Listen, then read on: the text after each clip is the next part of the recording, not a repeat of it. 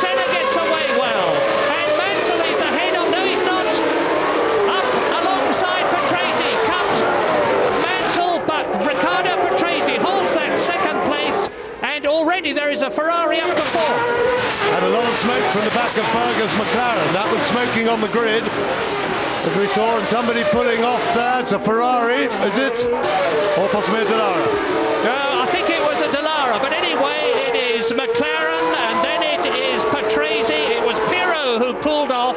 Emanuele Pirro, the very unlucky Roman who went so well in qualifying at Phoenix and here, and off goes Tarquini. Already then, out are Tarquini and Pirro on lap one. It's Bertrand Gachot on the right, the Belgian in the Ford-powered Jordan. And behind him you can see it is Roberto Moreno, the Brazilian. There's a lot of Brazilians in this race, of course. Moreno, Ayrton Senna, Nelson Piquet.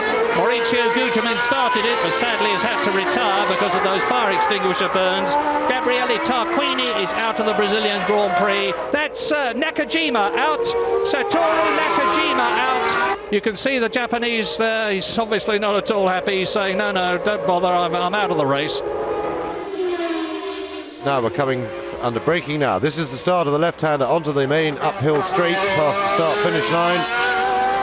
Senna got that little bit of space, and Mansell won't get close to him, even as they get up to speed and he starts picking up a toe from the hole in the air made by the McLaren. And Mansell into the pits. Mansell has gone into the pits for tyres.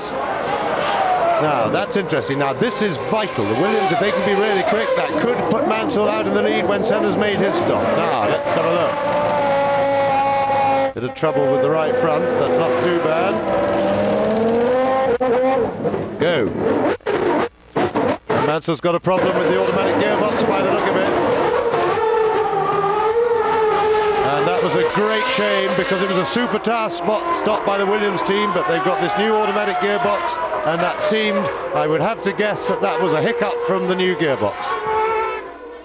The gap is back over 7 seconds now up front from Senna to Mansell, but as I've said before, it's yo-yoing about a fair bit. It's inconsistent because of the traffic.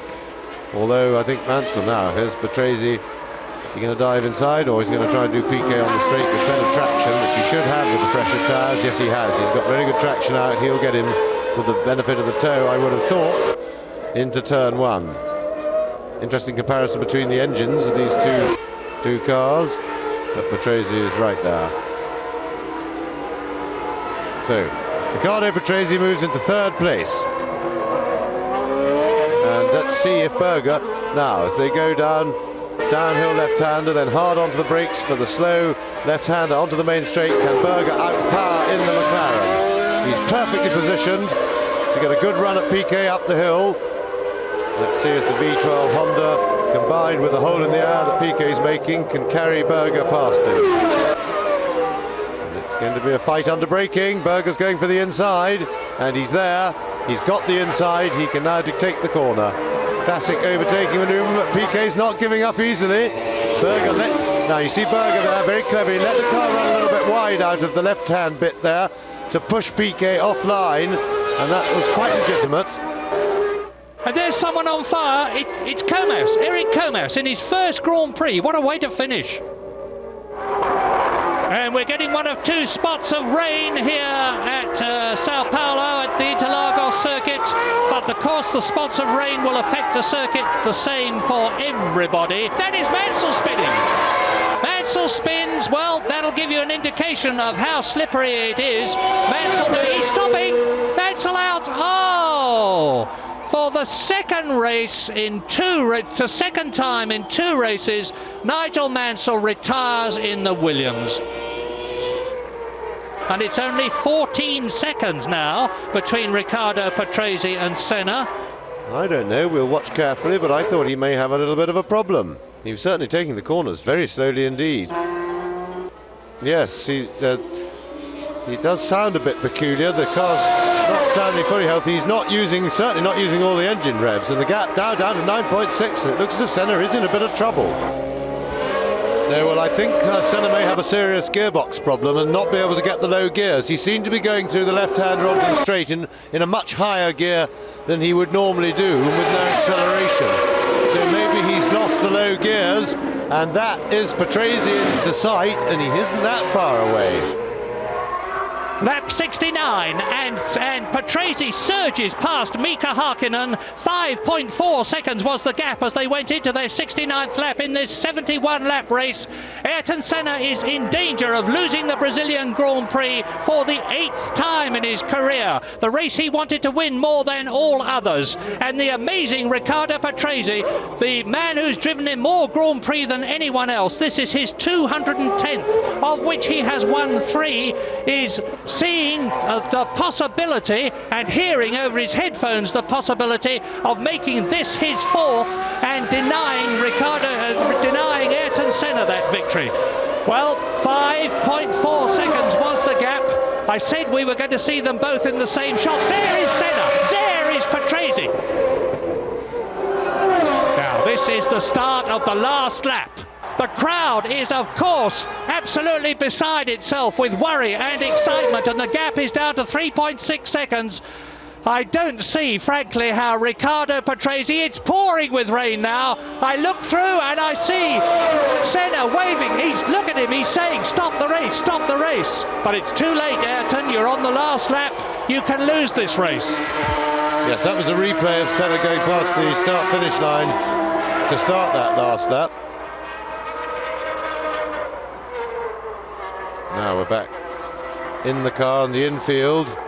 What we need is a look in his mirror to see if we can see Patrese coming back. Unfortunately, all we can see is Ayrton's helmet.